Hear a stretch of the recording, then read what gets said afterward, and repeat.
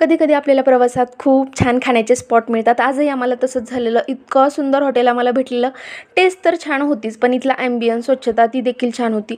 नाश्ता आटोपला आणि आम्ही परत प्रवासाला लागलो. तर आम्ही निघालो होतो गावी जायला. घरी पोहोचलो, चेंज वगैरे केलं, फ्रेश झालो आणि परत बाहेर जायला निघालो. आता आम्ही चाललोय चाकरवाडीला. आता जे कोणी बीडमध्ये किंवा बीडच्या आजूबाजूला देखील राहत असतील त्यांना माहिती आहे की आपल्याकडे चाकरवाडी देवस्थान किती फेमस आहे ते.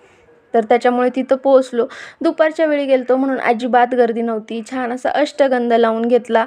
आता मंदिराची वाईब इतकी सुंदर होती. रिनोव्हेशन झालेलं होतं म्हणून साऊथ इंडियन टेम्पलसारखी वाईब इथे आम्हाला भेटत होती.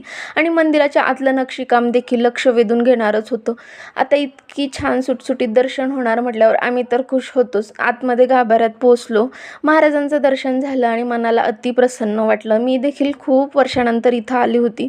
पण काही काही गोष्टींचे योग असतात. ज्यावेळी येतात ते त्याच वेळी भेटतात. असो, मंदिराचा परिसर वगैरे पाहिला आजूबाजूचा खूप सुंदर होता. हिरवळ होती. आता आमच्या पिल्लूचे तर मध्येच पाय दुखायचे म्हणून सारखं ह्याला त्याला मला उचलून घ्या, मला उचलून घ्या असं त्याचं चालू होतं.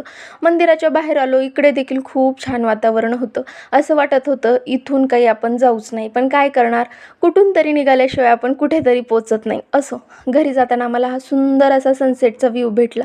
तर चला, तुम्हाला माझे व्हिडिओ कसे वाटतात कमेंट करून सांगा आणि असे छान छान व्हिडिओ बघायला चॅनलला सबस्क्राईब करा. बाय.